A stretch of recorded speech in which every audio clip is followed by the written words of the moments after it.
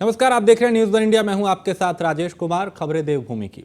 रुद्रपुर शहर के बीचों बीच नई बस्ती में बुधवार रात एक दंपति की गला रेतकर हत्या कर दी गई, जबकि उसकी मां को चाकू से गंभीर रूप से घायल कर दिया गया। आरोपी घर में मौजूद नाबालिग को धक्का देकर फरार हो गया। इस घटना से इलाके में दहशत है। बुधवार रात करीब 1:30 बजे की यह घटना है और सिडकुल की एक फैक्ट्री में काम करने वाला संजय यादव अपनी पत्नी सोनाली यादव के साथ एक कमरे में सो रहा था और इसी बीच घर का कुंडा काटकर शाहजहांपुर निवासी राजकमल घर में घुस गया और संजय यादव की गर्दन पे धारदार हथियार से वार कर उसे मौत के घाट उतार दिया। जबकि उसकी पत्नी जब बीच बचाव के लिए आई तो उस पर भी हथियार से हमला किया गया और उसकी भी हत्या कर दी गई। सोनाली की मां गौरी मंडल ने आरोपी को पकड़ने की कोशिश की तो उसने उन पर भी चाकू से हमला कर दिया और धारदार हथियार लिए वो चश्मदीद नाबालिग बेटे जय के सामने ही फरार हो गया। जय के शोर मचाने के बाद आसपास के लोग इकट्ठा हुए, पुलिस को सूचना दी गई। अब पुलिस मौके पर पहुंच के आरोपी की तलाश कर रही है। और उत्तराखंड कैबिनेट की महत्वपूर्ण बैठक है आज और कैबिनेट में कई अहम प्रस्तावों पर मोहर लग सकती है। नई एमएसएमई नियमावली को इसमें मंजूरी मिल सकती है। उत्तराखंड ड्रोन पॉलिसी पर भी मोहर लग सकती है और इलेक्ट्रॉनिक वेस्ट पॉलिसी में संशोधन का प्रस्ताव भी पास होने की संभावना है। आयुष नियमावली और कंडम वाहनों की बिक्री नीति मंजूर हो सकती है। यूनिफॉर्म सिविल कोड को लेकर भी कैबिनेट की बैठक में चर्चा संभव है और कैबिनेट में कई विभागों की सेवा नियमावली पर भी मोहर लग सकती है।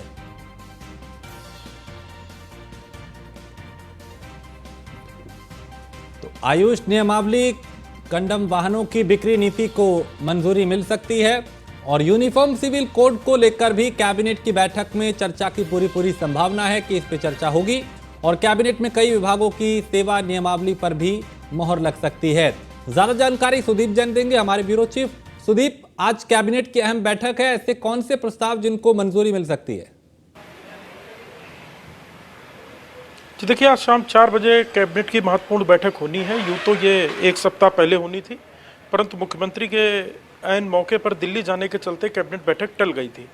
आज की जो कैबिनेट बैठक है उसका सबसे महत्वपूर्ण जो रोल है, जो सबसे महत्वपूर्ण विषय है, जो राज्य सरकार का बहुत बड़ा एक इवेंट होने वाला है जिसको ग्लोबल इन्वेस्टर समिट कहा गया है, जो दिसंबर के दूसरे सप्ताह में प्रस्तावित है। इससे ठीक पहले कई पॉलिसीज में राज्य सरकार सुधार कर रही है और कई नई पॉलिसी ला रही है ताकि निवेशकों को, बड़े उद्यमियों को, बड़े उद्योगों को, बड़े औद्योगिक घरानों को अपनी ओर आकर्षित किया जा सके। इसी के तहत एमएसएमई पॉलिसी में कुछ चेंजेस हैं, ड्रोन नीति में है और जो बड़ा जिसे कोर फ्रंट कहते हैं, मतलब इसको इस प्रकार से समझा जाए, जो बड़े पार्किंग बननी है रुद्रपुर में, ना शिपमेंट से सामान आना है, तो जिसको मेगा पॉलिसी इंडस्ट्री भी कहते हैं।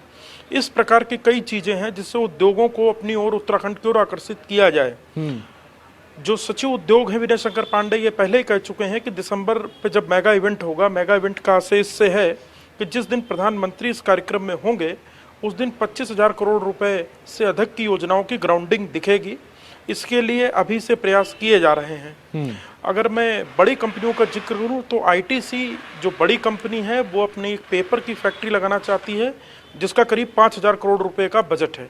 इसके अलावा आईटीसी अपने 2 अन्य संस्थान लाना चाहती है और ओमैक्स करके ग्रुप है जो अस्पताल स्थापित करना चाहता है। ओबराय एक बड़ा ग्रुप है, होटल रिजॉर्ट्स की चेन है, वो 3 होटल स्थापित करना चाहता है। तो ये शुरुआती कुछ निवेशक हैं जिनके प्रपोजल्स राज्य सरकार को, शासन को मिलने लगे हैं और अब रोड शोज का सिलसिला शुरू होगा, पहले इंडिया में फिर अब्रॉड, जिसमें सिंगापुर और दुबई का चयन किया गया है। यूरोप को फिलहाल टाला जा रहा है क्योंकि यूरोप में रिसेशन है। जानकार ये बताते हैं कि सिंगापुर यानी एशिया और दुबई यानी यूएई में अबू धाबी और दुबई दोनों स्थानों पर रोड शो हो सकता है। राज्य सरकार ने हर सेक्टर को कैटर किया है, हर सेक्टर पर फोकस किया है, क्योंकि सचिव मुख्यमंत्री मीनाक्षी सुंदरम कहते हैं कि हर स्टेट की एक अलग खूबी है, हर एक स्टेट की एक अलग उपलब्धता है जिसके आधार पर काम करना है। उत्तराखंड में वेलनेस पे, निवेश पे, होटल इंडस्ट्री पे, टूरिज्म पे, इस पर खास फोकस किया गया जिसके लिए उत्तराखंड लोग आते हैं। सुदीप, सबसे अहम बात यह भी है कि यूसीसी को लेकर खूब चर्चा पिछले दिनों राज्य में हुई। आज कैबिनेट की बैठक है, संभावना या उम्मीद है कि इसमें भी इस पे चर्चा होगी? जी देखिए, यूसीसी को लेकर जो मुख्यमंत्री की पहल पर कमेटी बनी थी उसकी रिपोर्ट्स ड्राफ्ट बनकर लगभग तैयार है, परंतु अगले सेशन में यानी जो मानसून सेशन प्रस्तावित है उत्तराखंड में उसमें लाया जा सकता है और इसको सेशन में लाना पड़ेगा, क्योंकि ड्राफ्ट को एक्ट का रूप तभी मिलेगा जब वो विधेयक के रूप में पटल पर प्रस्तुत किया जाएगा। तो यूसीसी पर भी चर्चा हो सकती है, क्योंकि यूसीसी का मसला उत्तराखंड से निकलकर अब पूरे देश में चर्चाओं में है। ठीक है सुदीप, आप मेरे साथ बने रहिए, कुछ और खबरों पे भी आपसे जानकारी लेंगे। फिलहाल शुक्रिया। आगे बढ़ते हैं। 20 करोड़ के बीज घोटाले की फाइल सचिवालय से गायब हो गई है और सवालों के घेरे में सचिवालय प्रशासन की कार्यप्रणाली है। सूचना आयोग में अपील के दौरान यह पूरा मामला खुला है और घोटाले की पुष्टि के बाद विशेष एजेंसी से जांच होने का निर्णय लिया था। तत्कालीन अपर सचिव रामविलास के दफ्तर से 2 साल से गायब है फाइल और रामविलास यादव आय से अधिक संपत्ति के मामले में जेल में बंद है। सूचना आयुक्त योगेश भट्ट ने प्रकरण गंभीर मानते हुए जांच की रिपोर्ट मांगी है।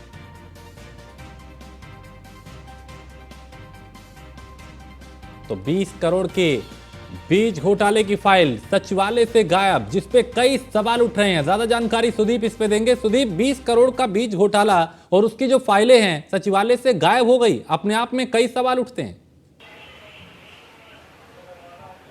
जी देखिए, सूचना आयोग में एक प्रकरण की जब जांच चल रही थी तो अपील चूंक आयुक्त सुनते हैं, तो ये विषय अपील में था। अपील में जब जानकारी आई कि बीज घोटाले से जुड़ी एक फाइल है जिसमें 20 करोड़ रुपए के हेरफेर का आरोप है, वो फाइल मिसिंग है। महत्वपूर्ण बात यह है कि ये उस व्यक्ति के दफ्तर से मिसिंग है जिनको हम रामविलास यादव के नाम से जानते हैं। रामविलास यादव उत्तर प्रदेश से उत्तराखंड आए थे, क्योंकि उनका उत्तराखंड कैडर था। काफी समय तक उत्तर प्रदेश रहे और करीब 3 वर्ष पूर्व आए थे। फिलहाल वो जेल में है। आय से अधिक संपत्ति के मामले में विजिलेंस ने उन्हें जेल भेजा है, जबकि ईडी ने उनकी संपत्तियां अटैच कर दी हैं। उन्हीं के दफ्तर से फाइल मिसिंग है, तो समझा जा सकता है कि रामविलास यादव ने इसमें भी कुछ ना कुछ खेल किया होगा। अब सूचना आयोग के लेटर पर राज्य सरकार किससे जांच कराती है और क्या फाइंडिंग्स आयोग को देती है तो आने वाला वक्त बताएगा। परंतु यदि कोई फाइल शासन में होती है तो उसकी गार्ड फाइल भी होती है, क्योंकि ये हर पत्रावली, हर ऑर्डर के बाद एक क्रमांक यदि हम पढ़ें तो उस पर गार्ड फाइल भी लिखा होता है। यानी ये जो आदेश है या जो ये फाइल है ये गार्ड में यानी रिकॉर्ड रूम को भी भेजी जाए। तो अब देखना होगा कि इसमें आयोग को जवाब विभाग कैसे देता है और आयोग का अगला निर्णय क्या होता है। लेकिन सुदीप, चूंकि एक तरफ तो मुख्यमंत्री सख्ती बरतते हैं कि भ्रष्टाचार हम बर्दाश्त नहीं करेंगे, लेकिन अगर प्रशासनिक अमला इस तरह की गड़बड़ी या घोटालेबाजी करे, फाइल का गायब होना अपने आप में साफ संकेत है कि किस तरह की गड़बड़ी यहाँ पे की गई है। ये बात आपने बिल्कुल ठीक कही, लेकिन जिस व्यक्ति के दफ्तर से फाइल गायब है रामविलास यादव, उनको मुख्यमंत्री पुष्कर सिंह धामी के निर्देशों पर जेल भेजा गया और उनकी विजिलेंस जांच भी मुख्यमंत्री पुष्कर सिंह धामी के अनुरोध पर ही हुई है, जो विजिलेंस ने की, और जांच सही पाई गई, जिस वजह से वो जेल में है। महत्वपूर्ण बात यह भी है कि रिटायरमेंट के 15 दिन पहले वो जेल पहुंच गए और ईडी ने उनकी सारी अवैध संपत्ति, सारी काली कमाई को अटैच कर दिया है। अब इस प्रकरण को मुख्यमंत्री कैसे लेते हैं, वो 4 बजे कैबिनेट बैठक में आ रहे हैं। हम प्रयास करेंगे उनसे बात करने का। हालांकि राज्य सरकार जीरो टॉलरेंस नीति के तहत काम कर रही है, परंतु ये मसला निश्चित तौर पर सचिवालय की कार्यप्रणाली पर सवाल उठाता है। ठीक है सुदीप, आप मेरे साथ बने रहिए, कुछ और खबरों पे आपसे जानकारी लेंगे। आगे बढ़ते हैं। उत्तराखंड वक्फ बोर्ड के चेयरमैन शादाब शम्स ने कहा है कि ज्ञानवापी मसले पर मुस्लिम पक्ष को बड़ा दिल दिखाना चाहिए। मुस्लिमों को एएसआई सर्वे की रिपोर्ट का इंतजार करना चाहिए। वक्फ बोर्ड के चेयरमैन शादाब ने कहा कि रिपोर्ट आने के बाद साफ हो जाएगा कि ज्ञानवापी पहले मंदिर था या नहीं, और अगर मंदिर था तो उन्हें हिंदू पक्ष को सौंप देना चाहिए और नमाज पढ़ने के लिए कहीं और मस्जिद बना लेनी चाहिए। शादाब ने कहा कि अगर इतिहास में कोई गलती हुई है तो उसे समय के साथ ठीक भी किया जा सकता है और एएसआई के सर्वे के बाद ये साफ हो जाएगा। उन्होंने कहा कि समाज में भाईचारा स्थापित करने की जरूरत है, इसलिए दोनों पक्षों को बैठकर इस मुद्दे को कोर्ट के बाहर ही समाधान निकाल लेना चाहिए। इतिहास में कुछ गलतियां हुई हैं, अगर हुई हैं तो वो एएसआई की रिपोर्ट में क्लियर हो जाएगा। अगर हुई हैं और जो आरोप प्रत्यारोप चल रहे हैं, अगर उस तरह की कोई बात है तो इस्लाम में किसी भी विवादित जगह पर मस्जिद नहीं बनाई जा सकती, और मस्जिद बन भी जाए तो मैंने अपने बुजुर्गों से सुना है कि वहाँ नमाज नहीं होती है। हमें आपस में बैठकर प्यार मोहब्बत से वो वातावरण बनाना चाहिए देश के अंदर कि जो नफरत का वातावरण है समाप्त हो, प्यार मोहब्बत कायम हो, एक दूसरे के साथ हम मिलके रहें। जो नमाज पढ़ना चाहते हैं उन्हें दूसरी जगह मस्जिद बनाने की इजाज़त मिले। मुसलमान भी बड़ा मन दिखाएं, जहां लगता है कि हिंदू पक्ष के दावे हैं वहां बड़ा मन करते। सुदीप, यहाँ शादाब शम्स भी ये कह रहे हैं कि मुस्लिम पक्ष को बड़ा दिल दिखाना चाहिए। जी बिल्कुल, देखिए भारतीय जनता पार्टी के प्रवक्ता रहे हैं, नेता हैं शादाब शम्स, और भारतीय जनता पार्टी सरकार में वो वक्फ बोर्ड के चेयरमैन भी हैं। उन्होंने कुछ दिनों पूर्व कलियर को लेकर बहुत बयान भी दिए थे। आज उनका बयान बताता है कि यदि कहीं गड़बड़ है तो एएसआई के सर्वे का, जो एएसआई को अपनी रिपोर्ट प्रस्तुत करनी है सर्वे के बाद, उसका इंतजार किया जाना चाहिए और नकारात्मक माहौल ना हो, सकारात्मक माहौल में दोनों पक्ष बैठे और कोई निर्णय हो और थोड़ा सब्र दिखाया जाना चाहिए। वो भारतीय जनता पार्टी से भी जुड़े हैं, लिहाजा उस लाइन को भी आगे बढ़ा रहे हैं। और एक अच्छी बात यह भी है कि वो दोनों पक्षों को शांतिपूर्वक तरीके से, शांतपूर्ण माहौल में बात करके जो सही एएसआई की रिपोर्ट आती है उस पर अमल करने की नसीहत भी दे रहे हैं। हालांकि ये नसीहत दूसरा पक्ष, मुस्लिम पक्ष कितना सही मानता है, कितना वो इससे सहमत होता है, बात दीगर है, परंतु उन्होंने भारतीय जनता पार्टी में होने के नाते साथ ही एक सकारात्मक संदेश भी दिया है। और सुदीप, उनके इस बयान के अपने आप में कई मायने भी निकाले जाएंगे, क्योंकि इस तरीके से अगर वो ये एक तरीके का समर्थन कर रहे हैं, एक तरीके से एक सुझाव भी दे रहे हैं कि मुस्लिम पक्ष बड़ा दिल दिखाए, तो अपने आप में कई मायने उनके इस बयान के निकाले जा सकते हैं। जी बिल्कुल, जैसा कि मैं कह रहा हूँ, भारतीय जनता पार्टी के नेता हैं, प्रवक्ता रहे, अभी दायित्वधारी हैं और एक बड़ा बोर्ड वो देखते हैं जो कि मुस्लिम हितों से जुड़े कामकाज करता है, कामकाज देखता है। तो ऐसे में उनके बयान के निश्चित मायने, वो अपनी पार्टी की भी लाइन को आगे बढ़ा रहे हैं। साथ ही एक सकारात्मक माहौल बनाने की भी कोशिश है कि यदि कहीं कुछ गड़बड़ है तो एएसआई केंद्रीय एजेंसी है, उसकी रिपोर्ट का इंतजार करना चाहिए। और वो ये भी दावा करते हैं कि, बुजुर्ग ये कहते हैं कि विवादित जगहों पर मस्जिद नहीं होती है और यदि होती है तो उसमें नमाज आदि की, पूजा पाठ आदि की प्रक्रिया नहीं होती है। ठीक है, बहुत शुक्रिया सुदीप इस तमाम जानकारी के लिए। और यहाँ एक छोटे से ब्रेक के लिए रुकेंगे, ब्रेक के उस पार कुछ और खबरें।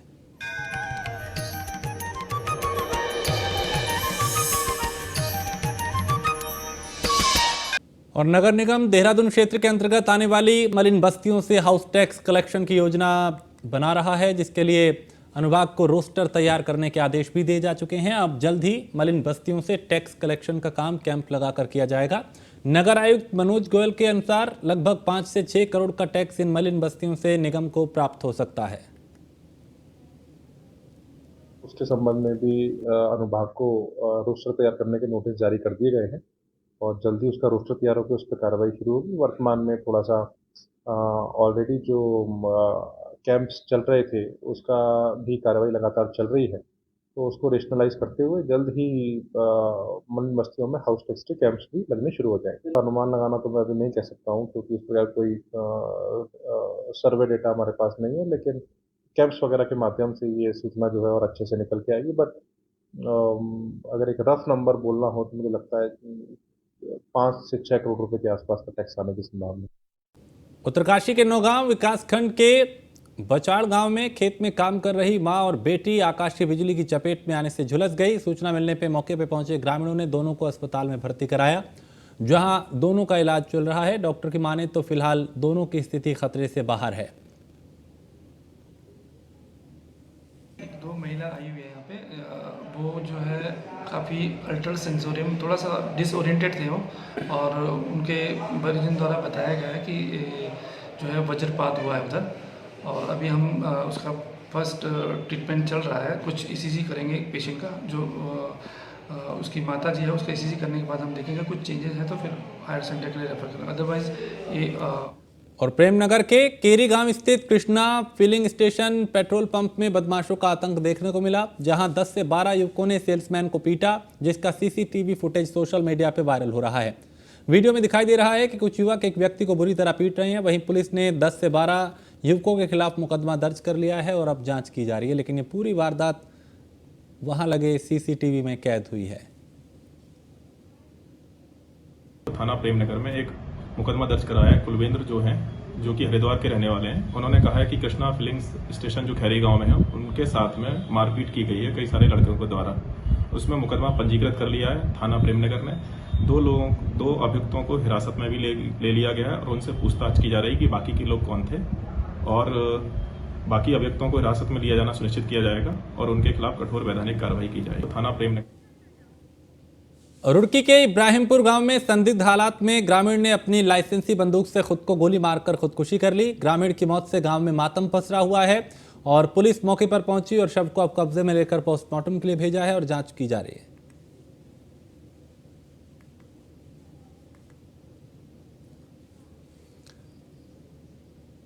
और दून विश्वविद्यालय में ओरिएंटेशन इंडक्शन 2023 कार्यक्रम का आयोजन हुआ। इस कार्यक्रम में मुख्यमंत्री पुष्कर सिंह धामी मुख्य अतिथि के रूप में शामिल हुए। कार्यक्रम में उत्तराखंड के उच्च शिक्षा मंत्री डॉक्टर धन सिंह रावत भी मौजूद रहे और विश्वविद्यालय के दीक्षांत के इस कार्यक्रम में छात्रों को उनके बेहतर भविष्य के लिए मार्गदर्शन दिया गया। इस अवसर पर मुख्यमंत्री ने कहा कि उत्तराखंड ऋषियों की भूमि रही है, जिसमें नए छात्रों की दीक्षा प्रारंभ हो रही है। उन्होंने छात्रों से समय का सदुपयोग कर जीवन को सफल बनाने की अपील की। हमारे जो भविष्य के कर्णधार हैं, नए विद्यार्थी हैं, उनके आज विश्वविद्यालय की पढ़ाई प्रारंभ हुई है और हमारी नई शिक्षा नीति जिसमें 1 से लेकर कक्षा 12 तक प्रवेशोत्सव और विश्वविद्यालय महाविद्यालयों में दीक्षा आरंभ दिवस ये सब जगह मनाए जा रहे हैं। आज दून विश्वविद्यालय में भी आज इसकी शुरुआत हुई है।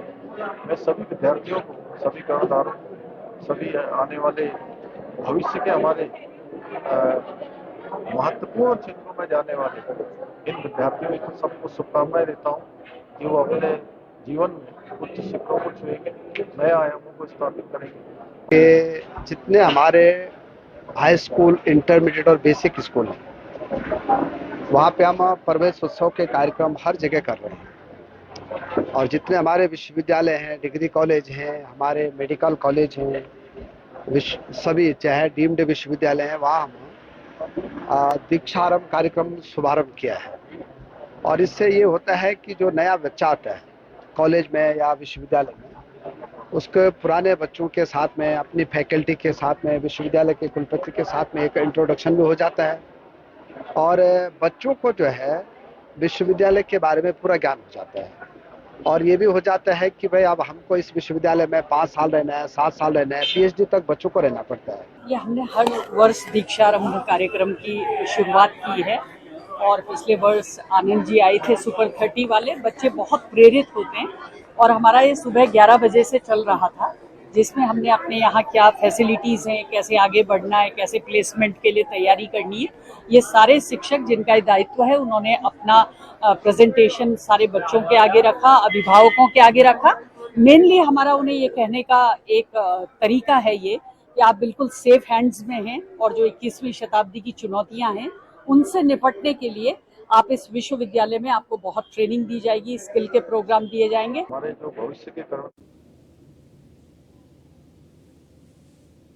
और राज्य में महिलाओं के साथ बढ़ते अपराध के खिलाफ कांग्रेस ने राज्य सरकार के खिलाफ विरोध प्रदर्शन किया और साथ ही सरकार का पुतला दहन किया। महानगर कांग्रेस अध्यक्ष जसविंदर सिंह गोगी का कहना है कि राज्य सरकार बेटी पढ़ाओ बेटी बचाओ के नारे का बखान दिन रात करती है, लेकिन राज्य में बेटियां कहीं सुरक्षित नहीं हैं। इसलिए राज्य सरकार को जगाने के लिए कांग्रेस को धरना प्रदर्शन करना पड़ रहा है। देखिए, जैसे कि आप देख रहे हैं, उत्तराखंड देवभूमि में दिन ब दिन मामले बढ़ते जा रहे हैं महिलाओं के अत्याचारों के। और धाकड़ धामी की नाक के नीचे जो देहरादून में हत्या की गई है, उसके बाद कूड़े में फेंका गया है, सब मामला आपके संज्ञान में है। इससे पहले अंकिता हत्याकांड हो, हरिद्वार में भी एक मामला अत्याचार का सामने आया है। तो पूरे उत्तराखंड में जिस हिसाब से मामले बढ़ रहे हैं और जो इनका मुद्दा है, जो इनका नारा है बेटी बचाओ बेटी पढ़ाओ, मुझे तो लग रहा है नारा इनको चेंज करके, मुझे लग रहा है भाजपा से बेटी बचाओ का नारा अब हमें चलाना पड़ेगा। जिस हिसाब से पूरे देश में और पूरे प्रदेश में जो माहौल हो रखा है, इस चीज़ के लिए हमें सोचना पड़ेगा और आगे इस तरह की घटनाएं ना आए, इसके लिए कोई ठोस। और इसी के साथ इस बुलेटिन में फिलहाल इतना ही। आप बने रहिए न्यूज़ वन इंडिया के साथ।